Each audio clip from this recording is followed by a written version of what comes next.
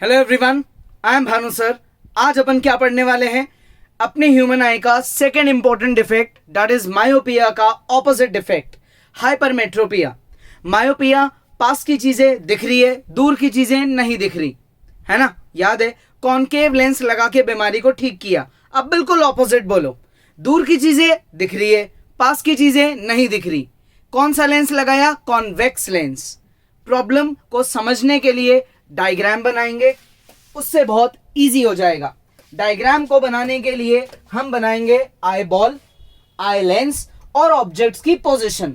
सबसे पहले बात करते हैं फार ऑब्जेक्ट्स के बारे में, क्योंकि hypermetropia is known as far sightedness, यानी कि ये एक ऐसी बीमारी है जिसमें आपको दूर की चीजें दिख जाती है, कोई प्रॉब्लम नहीं आती। तो ये क्या चीज है यार, इसके बारे में समझते हैं डायग्राम से। देखो, जब ऑब्जेक्ट्स फार होते हैं तो उनसे लाइट रेज जो आई पे आती है वो आती है as a parallel form, parallel light rays आती है। और ये पैरेलल लाइट रेज, क्या प्रॉब्लम आ रही है? ये पैरेलल लाइट रेज आसानी से रेटिना पे मीट हो जाती है, कोई दिक्कत नहीं है, सब कुछ ठीक है। पैरेलल लाइट रेज को लेंस ने रेटिना पे मीट करा दिया, यानी कि ये फार ऑब्जेक्ट्स के लिए बिल्कुल ठीक है। जिस इंसान को हाइपरमेट्रोपिया है वो एक नॉर्मल ह्यूमन की तरह, एक नॉर्मल आई की तरह फार ऑब्जेक्ट्स को देख लेगा, ठीक है। अब बात करते हैं क्लोज ऑब्जेक्ट्स की, दैट इज हम सेम डायग्राम दोबारा बनाएंगे। यहां पे हमने बना दी हमारी आई बॉल, उसके बाद हम क्या बनाएंगे? हमारा आई लेंस। ये हमने आई लेंस बना दिया। अब बात करते हैं क्लोज ऑब्जेक्ट्स की। ये कोई क्लोज ऑब्जेक्ट है which is closer than 25 centimetre. हम 25 सेंटीमीटर की बात क्यों कर रहे हैं? क्योंकि वो एक नॉर्मल आई का नियर पॉइंट होता है ना? नियर पॉइंट होता है। तो हम उस ऑब्जेक्ट को इस बार देख रहे हैं जो 25 से बहुत क्लोज है, 20 पे है या 15 पे है, वॉट। तो ये जो लाइट रेज है ये आएगी in form of diverging pattern. ये पैरेलल की जगह डाइवर्जिंग पैटर्न पे आएगी, जिनको इस लेंस को मीट कराना चाहिए था रेटिना पे। लेकिन प्रॉब्लम कहां चालू हुई? जब ये लाइट रेज रेटिना पे मीट हुई ही नहीं। ये कहां जाके मीट हुई? रेटिना के पीछे।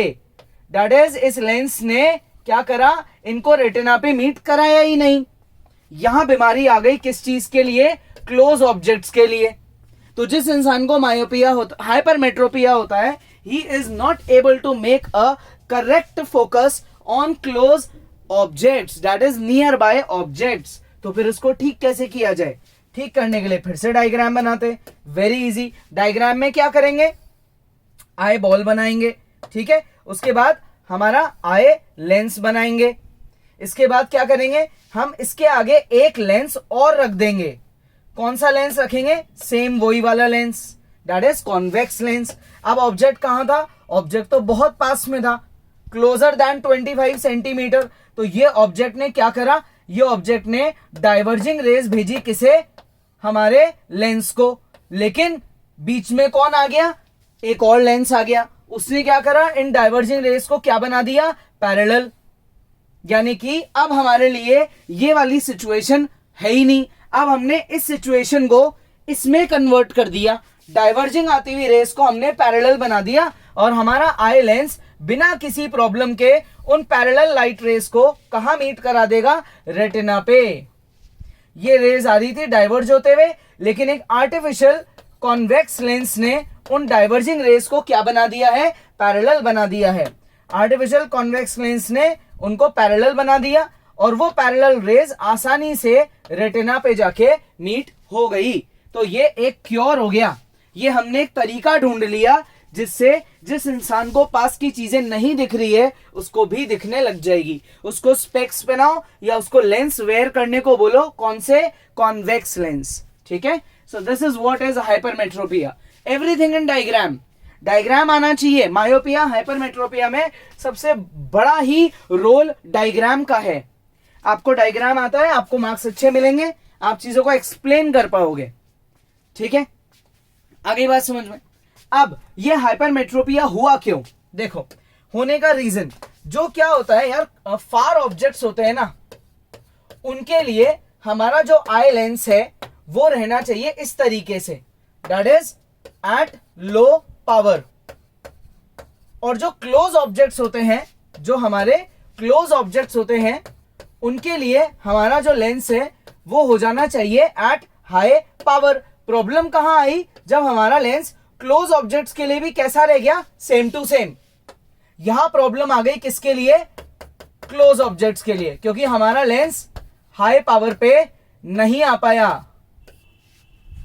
यहां भी क्या काम कर रहा है? Low power. इसलिए बेचारा ये फेल हो गया था रेस को मीट कराने में, क्योंकि लो पावर का लेंस डाइवर्जिंग रेस को मीट नहीं करा पाएगा, उसमें इतनी ताकत ही नहीं है। तो उसको क्या करना चाहिए था? खुद को हाई पावर पे लाना चाहिए था, लेकिन वो ला ही नहीं पाया क्योंकि उसको बीमारी हो गई। यही तो पढ़ रहे हैं हम कि बीमारी तो है, ये एक बीमारी है कि लेंस जो है क्लोज ऑब्जेक्ट के लिए हाई पावर पे कन्वर्ट नहीं हो पा रहा। ठीक है, इसलिए हम क्या यूज करते हैं? कॉन्वेक्स लेंस, जो डाइवर्जिंग रेस को क्या बना देता है? पैरेलल। क्लियर? लेकिन हर इंसान में हाइपरमेट्रोपिया इसी तरीके से हो या इस रीजन की वजह से हो ये तो जरूरी नहीं है। कुछ लोगों में क्या होता है, आई लेंस में कोई प्रॉब्लम नहीं होती, कुछ के आई लेंस जो है लो पावर पे और हाई पावर पे दोनों पे सही काम करता है, लेकिन फिर भी उनको पास की चीजें नहीं दिखती, उनको दूर की चीजें दिखती है। तो डॉक्टर बोलता है आपको हाइपरमेट्रोपिया है, लेकिन आपका आई लेंस खराब नहीं है। तो फिर प्रॉब्लम कहां आई? प्रॉब्लम आ गई आई बॉल में। जिन लोगों को हाइपरमेट्रोपिया होता है, ठीक है, और अगर उनके आई बॉल में गड़बड़ है तो नॉर्मल आई बॉल एक सर्कल की तरह होता है, इक्वल।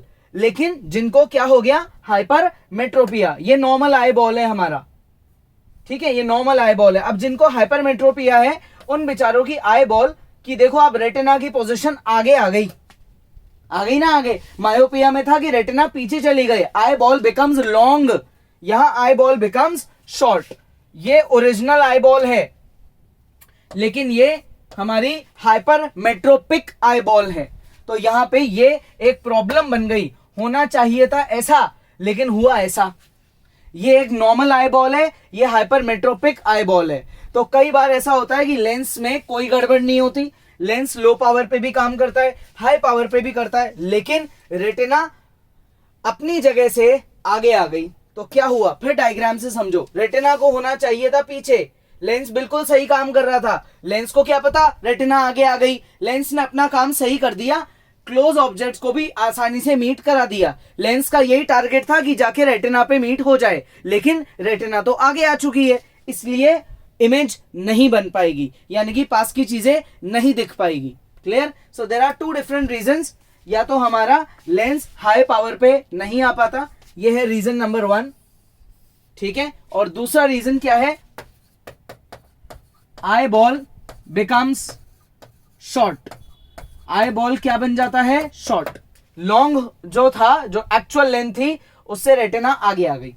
ये हाइपरमेट्रोपिया होने का दूसरा रीजन है। ठीक है, आ गया समझ में? इजी है। एक बार फटाफट से रीड कर ले। देखो, एक बार रीडिंग करेंगे और इंपॉर्टेंट अच्छी चीजों को मार्क करेंगे, है ना। It is a defect due to which a person can not see nearby objects, can not see nearby objects clearly but is able to see far objects. दूर की चीजें देख लेगा, पास की चीजें नहीं देख पाएगा। ठीक है।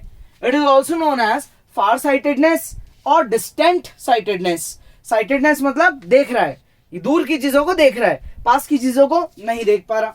होने के दो रीजंस है, बीमारी होने के दो रीजंस है। पहला, लो कन्वर्जिंग पावर। हमारा आई लेंस लो पे ही रह गया बेचारा, ये रहा, लो पे रह गया, हाई पे नहीं आ पा रहा। हाई पे आना चाहिए था फॉर क्लोज ऑब्जेक्ट्स, लेकिन आ नहीं पाया। तो ये पहला रीजन है। दूसरा रीजन, हमारी आई बॉल जो होनी चाहिए थी उससे थोड़ी सी क्या हो गई? शॉर्ट हो गई। हमारी आई बॉल कैसी होनी चाहिए थी? आई बॉल होनी चाहिए थी नॉर्मल सर्कल, लेकिन आई बॉल कंपेरेटिवली थोड़ी सी ऐसे शॉर्ट हो गई। तो रेटिना जहां होती उससे आगे आ गई, तो रेस तो सही जगह गई, लेकिन रेटिना उनको वहां मिला नहीं। तो ये इसके दो रीजंस है। Due to eyeball being too short, eyeball short हो जाती है। करेक्ट कैसे करें? कॉन्वेक्स लेंस से। अभी अभी बताया था, कॉन्वेक्स लेंस लगाने से क्या होता है? डाइवर्जिंग रेस को आर्टिफिशियल कॉन्वेक्स लेंस पैरेलल बनाता है और वो आसानी से मीट हो जाती है। अगर वो डायरेक्ट डाइवर्जिंग ही रहेगी तो मीट होगी, लेकिन रेटिना पे नहीं होगी। यहां पे मीट होगी और रेटिना पे ही होगी। Clear? So the most important thing is you have to learn the diagrams. Diagram से सारी चीजें क्लियर हो जाती है।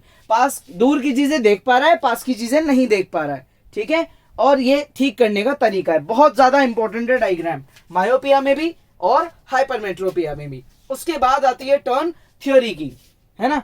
इजी है, पॉज करेंगे और एक बार इसको ढंग से रीडिंग करेंगे।